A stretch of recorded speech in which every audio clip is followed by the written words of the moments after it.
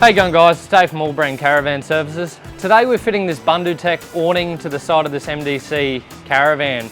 The van originally had a Fiamma wind-out awning on it, and the customer's complaint was it was a bit flimsy in the wind and a bit hard to use. So far what we're doing is we've removed the original awning, we've actually incorporated the original brackets, we've fitted a sail track to the other side of the Bundutec awning, and that's helping us secure it to the side of the van. We've fitted locating screws, and Josh behind me is just getting the positions for the correct fitment for the bolts that go through the inside of the caravan.